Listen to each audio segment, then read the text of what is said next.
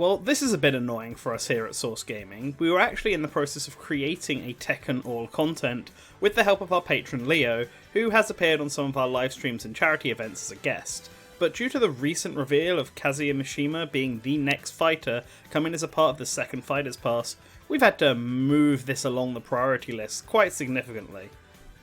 Instead of speculating about a hypothetical like we've done for our previous All contents, this will be an All content focused on trying to predict what Kazuya will actually be bringing to the table when he arrives. This is of course still all speculation, and so we may get some stuff wrong, but we'll do what we can. So let's see if we can figure out what this cold-blooded fighting game icon will be like in Super Smash Bros. Ultimate. Now, just to make sure everyone is on the same page, here's a very brief summary.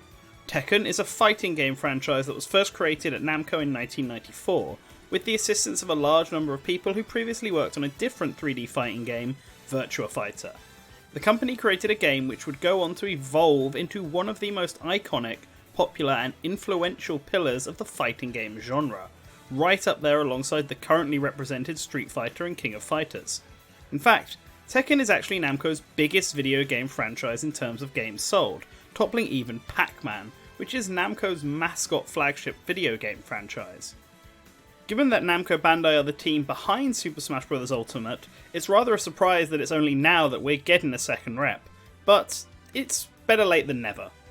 And Tekken just makes a lot of sense for that, but why Kazuya out of all of Tekken's fighters? Isn't Heihachi the main character?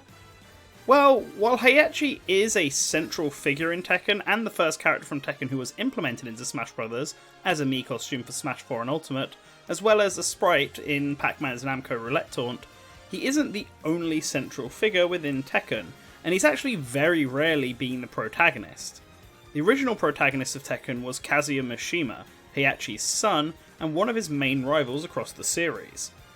Kazuya and Heihachi have both been the main protagonists of Tekken before, and they have also been the main antagonists of Tekken before. And there's also a third character named Jin, who is Kazuya's own son, who also becomes a central part of the narrative as well, and has also played the hero and villain roles. As a result of this, there was some debate over which of these three would get picked if Tekken were to receive a representative in Smash. So what did Kazuya do to get chosen over his contemporaries? Our guess is it's because Kazuya, in a way, serves as the best of both worlds, a middle ground between Heihachi and Jin. The most iconic Tekken moves are the moves used by the Mishimas with their Mishima Karate fighting style, which, while did Jin utilise this fighting style in Tekken 3, due to how the story of that game unfolded, ended up being a fighting style he decided to unteach himself, in favour of a more traditional version of karate, and therefore including a Mishima-style Jin would be inaccurate to his current portrayals. But surely that would make Heihachi even more of the natural choice for Tekken. Well, the thing is, Heihachi doesn't have the Devil Gene, and the existence of the Devil Gene has been affecting Tekken's plot throughout every single game.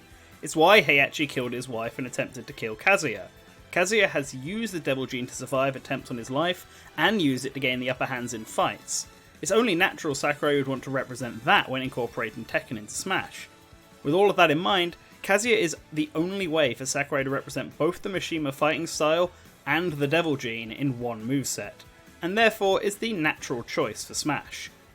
Speaking of that moveset, it's probably about time we move on from providing background information on Kazuya and instead move on to discussing his attacks. Given how the previous traditional fighting game protagonists focused on translating how their games play into Smash Bros., with Ryu and later Ken being translation of Street Fighter's gameplay, and Terry serving as the translation of the gameplay of SNK Fighters, it's only natural to assume Kazuya is going to be translating how Tekken plays over to Smash Bros. As well. Unlike the previous fighters represented, however, Tekken doesn't map buttons based on the strength of the attacks, and instead offers a 4-button layout with each button being mapped to a limb on the character you're playing as. This might lead some people to believe Tekken movesets have less attacks in comparison to other fighting games, but in truth, it's commonplace for Tekken fighters to have very large movesets. Kazuya in Tekken 7, for example, has 80 attacks in his move list, and some characters have even more than that. In order to both accurately capture Tekken's gameplay in Smash, as well as incorporate as many of Kazuya's attacks into his Smash Bros. Moveset as possible, we think Kazuya's big gimmick to set himself apart from every other fighter in the game is with him effectively having 2 sets of normals, with the A moves all being punch attacks, and the B moves all being kick attacks. This will mean Kazuya will have 2 of each type of attack, most likely, with potentially a little bit of corner cutting in a few places. But this mechanic, combined with the different moves depending on whether or not you press or hold the button down, and the command input moves we see from traditional fighters, already is why Kazuya seems to have a sickening amount of moves at his disposal. To further elaborate, we think attacks like the Flash Punch combo, Wind God Fist, Twin Pistons, Crouch Jab, and the Dragon Uppercut will all be done using the A button in Smash, serving as Kazuya's punch button. Meanwhile, attacks like Tsunami Kick, Stature Smash, Rising Toe Kick, and the Spinning Demon will all be done using the B button, which will serve as Kazuya's kick button. There will also likely be some moves that will require you to use both the A and B buttons together in order for them to function, such as pulling off the iconic 10-hit combo or chaining the Spinning Demon to left hook move demonstrated. Some people may be curious where Kazuya's specials would get mapped if this is true, and unfortunately, there's a possibility Kazuya's specials might all be command input specials, given the sheer amount of attacks Kazuya has access to. If there's a simplified means of doing it though, our guess would be that you use the specials by doing smash attacks with the B button, or by doing smash attacks and pressing the A and B button at the same time. There seems to be other mechanics at play too. Kazuya has demonstrated going into a rage state in the trailer with a red aura visual effect identical to what is present in Tekken. We're skeptical if this is an indicator as to whether or not his rage state will have any mechanical differences from a standard Smash rage, since Tekken's rage state is mechanically extremely similar to Smash's rage state, and he gets the smoke effect that indicates Smash's rage alongside it. Instead, we think it's an indicator that Kazuya will be able to perform his special Rage Drive attack from Tekken 7, Heaven's Door, a command grab that has him grab his opponent, fly with them into the air, and then slam them back into the ground. We think it's a safe bet that this attack will be tied to a command input only, and we also think, based on the footage, it's a one-use only attack, since he loses the special rage effect after using it. This one use, if it's also one-to-one with Tekken, will also be spent if you use the attack but fail to get it connected, meaning this rage attack won't be something you can continually throw out like with Terry's super special moves. The other mechanic, which is more speculation on our end than something we're confident in, is whether or not Kazuya's devil form is going to be an aesthetic thing or something that ties into his gameplay. As previously mentioned, Kazuya inherited demonic abilities from his mother through something that's called the Devil Gene, and we see Kazuya making use of these abilities through some of his moves, such as his up throw, his smash attacks, what appears to be his recovery, and what appears to be his specials. The CG has Kazuya's devil form being fueled by characters being thrown into a volcano, and if this is going to tie into Smash's gameplay, we think it's a sign that certain attacks of his that have him go into devil form will get boosted in power the more KOs you're able to get with one stock. It's also possible Kazuya's specials might be tied to an ammunition mechanic for balancing purposes, and netting KOs is what replenishes that ammunition. But since ammunition isn't a thing that's tied to Tekken moves outside of the previously aforementioned rage drives, we've got some doubts, but it's still a possibility. Of course, there's also the possibility that the devil form being powered up in the CG trailer was just for the trailer and it's not actually going to tie into Kazuya's gameplay. To end off the moveset, there's of course the Final Smash. The Final Smash starts with Kazuya firing off a laser which traps opponents who get hit into a cinematic, like with all the other Final Smashes we've seen over the course of Ultimate's DLC. The cinematic then transitions to Kazuya in the Devil Form's final form using the Final Form's exclusive rage art, firing off lasers with his chest and wings and blasting away his opponents. Rage arts are the closest thing Tekken has to finishing moves, and the one used for Kazuya is something he only uses in that final devil form in the original game. It might be disappointing for some people who decide to give Tekken a try just for that move, but we think this is the flashiest thing they could have done for Kazuya's Final Smash, and therefore it feels like the best possible fit. For the alternative costumes, we think it's safe to assume Tekken won't be pulling from the vast assortment of customization options present in later games in the series, due to development time and budget constraints, and instead they'll be doing 4 palettes for each costume. The default costume, his karate pants, we expect to get 3 palette swaps. The first one is this blue one, which is inspired by his Tekken 2 Player 2 colour, which featured him wearing blue jeans. The second one is a red one, which is based on the most commonly seen ult for the karate pants in recent games in the series, and the third one is a black one, which is inspired by the default colour of Kazuya's suit that features in his next set of ults. For this suit, we've got a white suit, which is based on Kazuya's alternative suit from Tekken 5, a purple suit, which takes the form of Kazuya's classic suit from Tekken 1 and 2, and the final one is a grey suit, which is based on Kazuya's alternative costume from Tekken 4. There have been many stages featured across the Tekken series. Earlier games would have fights take place at famous real-world locations, such as the Angkor Wat in Cambodia or Venice, but recent entries focus on original locations for the most part. The location that was selected as Kazuya's stage is the Mishima Dojo from the most recent game, Tekken 7. This location is, as the name implies, a martial arts dojo owned by the Mishima family. Heihachi and his wife Kazumi are confirmed to have learnt martial arts at this dojo, as we can tell from the carving of their names on the floorboards, and it's extremely likely Kazuya and his adoptive brother Lee Shalon grew up using this as well. Picking this stage to represent Tekken is a no-brainer thanks to its ties with the Mishima family, as well as its prominence within Tekken 7's narrative. It's depicted as the location Heihachi and Kazumi have the fight that ends up taking her life, and is also where Heihachi has to fight against an assassin who originates from another series entirely, but is still somehow a canon part of Tekken 7's narrative. But that's beside the point. How does the Smash Bros. Version of this stage differ from the Tekken version the stage is based on? Honestly, it doesn't differ an awful lot from the Tekken version of the stage. The only two key differences are the fact that the stage is seemingly going to feature a cameo from Heihachi, which is something that Tekken stages don't really do. And the fact you'll seemingly have to break the walls at the side of the stage, similar to the King of Fighters stadium if you want to KO your opponent.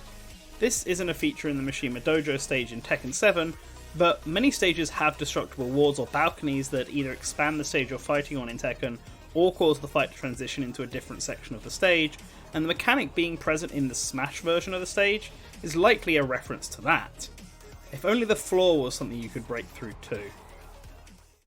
For the music tracks featured in this video, we decided to focus on Tekken tracks that are either associated with the Mishimas directly, or feature in dojo stages, or the closest thing to a dojo stage in previous Tekken games, with a few music tracks from Tekken 7 mixed in for good measure, since that's the game the stage is being lifted from. Many of these tracks have been playing over the course of this video, so we hope that you're liking what you're hearing. We think there's a good chance there'll be significantly more than 11 songs due to Bandai Namco being the developer of Smash, and the IP owner of Tekken, and the owner of all the music tracks, which should theoretically make licensing a non-issue. So, we've compiled a big playlist of potential tracks, and that will be in the description of this video. Feel free to give the playlist a look once you're done watching this all content. But for now, here are some examples.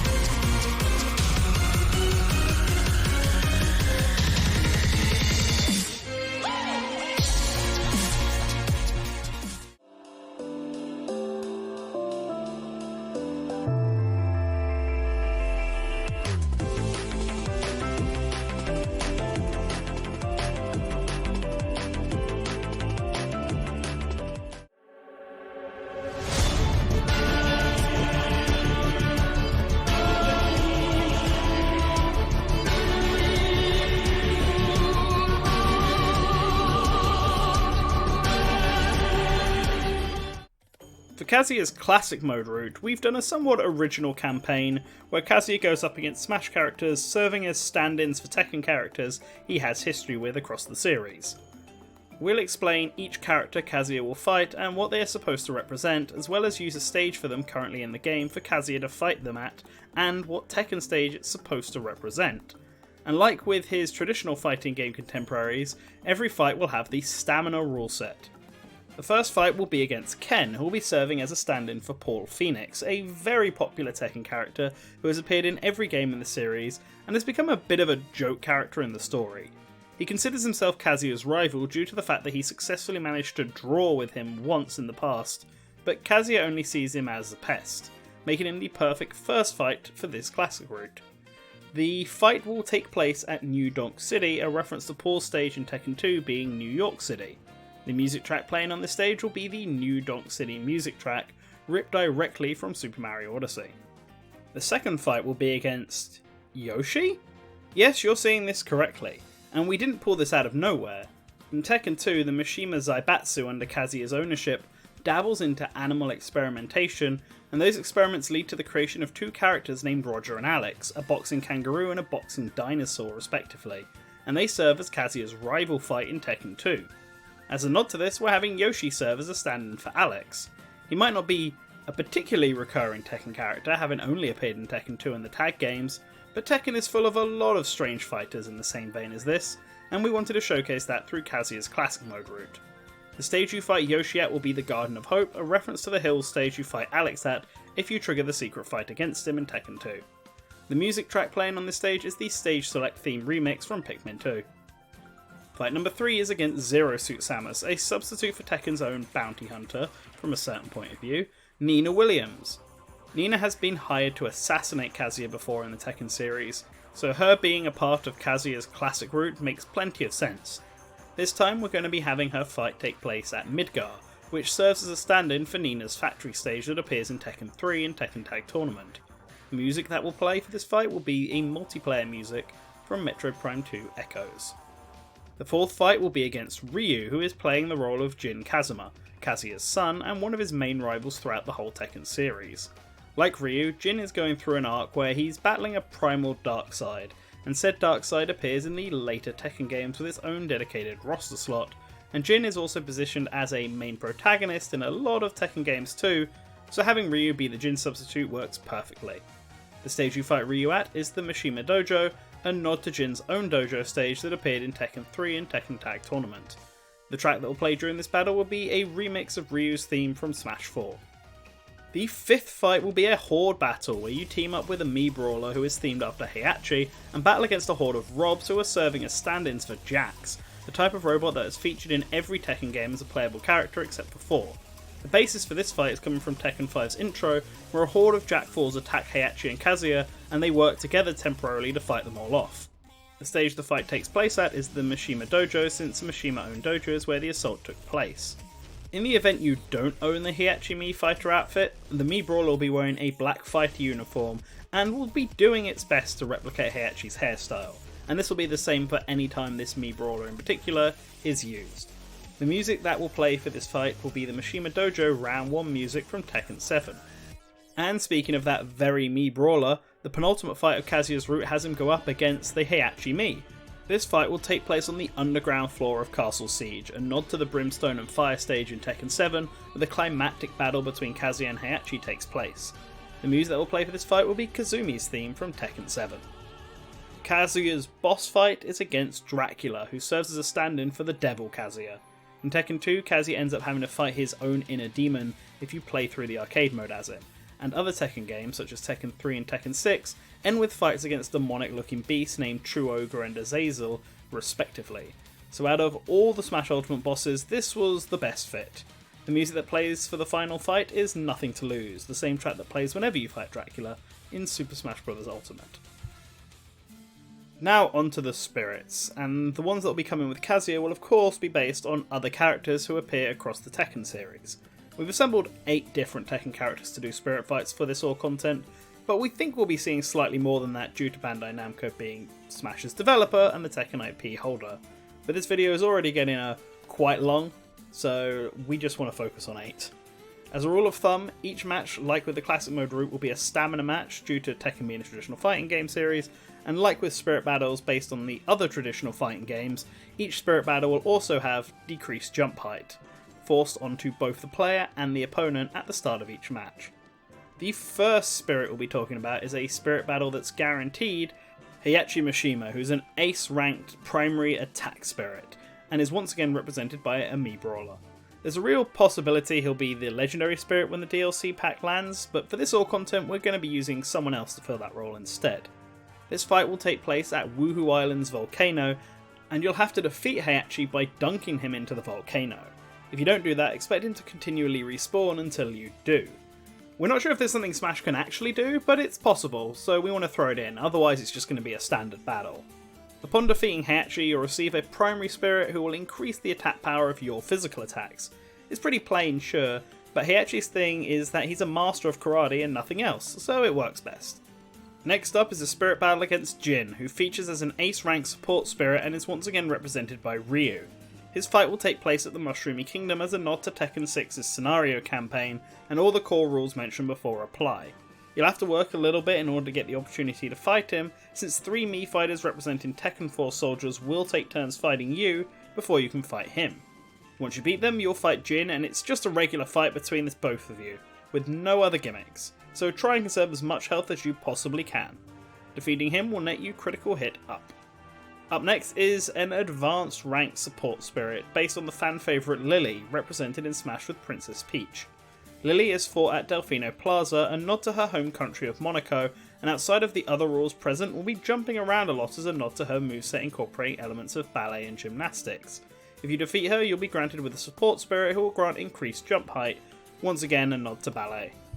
Moving along, we have another advanced rank support spirit based on a Tekken character as a perfect attendance across the series, and whose ancestors feature in other Namco fighting games, Yoshimitsu. He'll be represented by Meta Knight, will be fought at Dreamland 64 as a nod to his stages in earlier Tekken games, will be equipped with a Killing Edge as a nod to his cursed sword that is fueled by the blood of his victims, and will like to spam down B as a nod to Yoshimitsu's ability to teleport. If you're able to defeat him, you'll be granted with a support spirit that will grant you a Killing Edge of your own to use in battle. Another Tekken staple, King, is up next, who is an advanced ranked primary spirit of the grab variety. Incineroar will be serving as King's representative due to them both having some of the same inspirations, and the fight will take place at the boxing ring stage. All the core rules still apply, but as you'd expect, King will be favouring grapple moves, including Incineroar's side B, and the grabs will deal a bit more damage and knockback than usual. If you defeat King, his spirit will strengthen the throws of any fighter you equip him to. Another very popular recent Tekken female, and one of the 2 main characters of the Tekken 6 story mode, Elisa Boskanovic, is next as the ace level support spirit. Female Corrin is who she'll be possessing, and her fight takes place at Dr. Wily's castle, as a nod to her being the creation of Tekken's own old robot creator, Dr. Boskanovic. All the core rules mentioned before apply, and she'll be accompanied by Solid Snake, who is serving as a stand-in for Lars, who will try to distract you as best as he possibly can. Defeating him is completely optional though, and if you do defeat Elisa, you'll be granted with a support spirit who will improve your movement speed. For our second to last spirit, we've got Paul Phoenix, who's going to be a novice ranked primary defense spirit, as a nod to the fact Paul's become a bit of a comedic character in his recent portrayals. Like in Kazuya's classic route, he's represented by Ken, and you fight him at New Donk City. Only real difference is this time he'll actively be spamming Shoryuken as a nod to his Burning Fist special move that's been in his moveset since Tekken 2 and has remained for every game since. If you beat him, he'll power up fire attacks on your fighters slightly. The final spirit is the legendary primary spirit of the neutral type, and if you've been paying attention you can probably see it coming from a mile away. We've picked Ogre, who is the final boss of Tekken 3. The fight will be against Ridley, and alongside all the previous conditions, the fight will give Ridley a significant power boost to all his physical attacks, and all his attacks that utilise fire in some way. The fight takes place at the temple stage, and the stage is automatically blacked out, forcing fighters to fight him in darkness, unless they have a counter spirit at the ready. Now we are finally on to the Mii costumes. Instead of doing a bunch of Namco themed costumes like many of you are probably expecting, we're offering up a bunch of Mii costumes themed exclusively after Tekken characters. For the Brawler costumes we've got Jin, who, since he's the third main character of the Tekken series, is borderline guaranteed to be a Mii costume in Kazuya's wave. We debated a bit on what his hat should be, but we settled for the hood from his Tekken 7 costume being his hat instead of his haircut, due to that being a bit too similar to Kazuya's. The other brawler costume is themed after the Tekken staple King. The Jaguar mask makes a perfect Mii hat, and a swole body with wrestling packs would make for a fun Mii brawler body. As for the sword fighter, we'd be insane not to have a Mii costume based on Yoshimitsu, since he's the only Tekken character who makes heavy use of a sword in his fighting style. There's plenty of designs they could use for the costume, but we think they'd either use the most recent design featured in Tekken 7, or the most iconic design featured in Tekken 3. Whatever they pick will likely be personal preference of the developers, but we're pretty confident this is happening either way.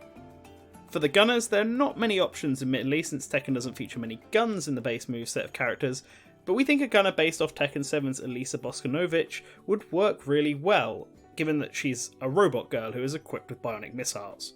And there you have it, possibly the longest all content ever, and with Kazuya being shown off pretty soon, possibly the fastest to be outdated, but we hope you enjoyed it nonetheless.